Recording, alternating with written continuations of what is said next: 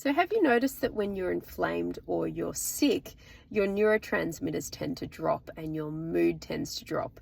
Why is that? Well, of course, when we're not able to do the usual things that we do, we obviously feel a bit down about it. Fine, that's okay. But what about our neurotransmitters? Is there actually something going on chemically that is making our moods drop when we're sick? Yes, absolutely there is. So I'm sure you've heard of neurotransmitters like dopamine and serotonin. And we know that they're involved heavily in mood because we can see that if somebody is considered depressed or they have anxiety, often they're put on something like an SSRI, which is going to increase serotonin levels, or a monoamine oxidase inhibitor, and that is going to just basically increase those neurotransmitters, and so that we feel better, right? But what's really interesting about these neurotransmitters is that they actually are synthesized from amino acids. So for example, phenylalanine and tyrosine are needed to be able to synthesize enough dopamine. And when it comes to serotonin, we need tryptophan to be able to synthesize enough of the serotonin.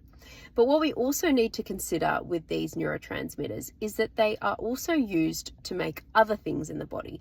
So for example, let's think about dopamine, and I'm going to put a picture here so you can sort of see the pathway. But we're going to take phenylalanine, convert it to tyrosine, and then from there we can convert the tyrosine into other things, like for example, as I said, dopamine, and from there we can then convert it into our stress neurotransmitters like epinephrine, norepinephrine. We also use that tyrosine to make thyroid hormone, so that's worthwhile considering as well. But not only that, we also can use that tyrosine to convert it into cytokines like quinolones. So why is this important to think about here?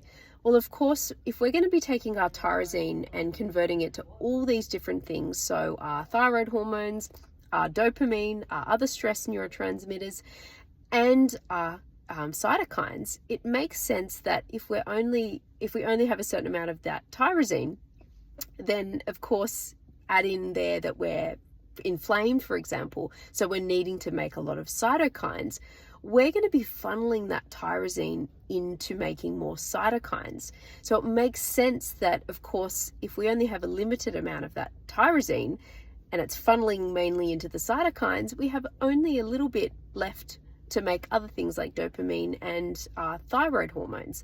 So if you're number one, quite inflamed, plus also maybe you're not eating enough tyrosine-rich foods, your neurotransmitters are going to very quickly drop. If we think about, for example, serotonin, as I said, serotonin is going to be synthesized from something called tryptophan.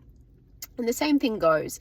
We take that tryptophan and we convert it into serotonin, and then from there, you might also know that we convert that serotonin into melatonin.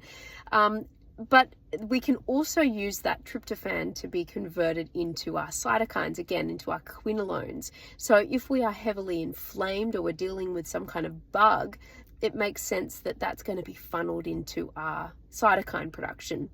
And therefore less is going to be available to be used to make serotonin, melatonin, and all those other things. So I hope that makes sense. If you've got any questions about that, let me know. But it makes sense that if you are inflamed, you're sick, you're dealing with some kind of bug, or you just have some kind of autoimmune condition and your moods are low, maybe you need to consider, are you getting enough of these amino acids in your diet? Tyrosine, you might be thinking, yeah, but that's non-essential. Yes, that's true. We can make tyrosine ourselves in our body, but phenylalanine, its precursor, is actually an essential amino acid, which means we need to get it from our diet. So you could say it's conditionally essential tyrosine. Tryptophan also we do need to get from our diet as well.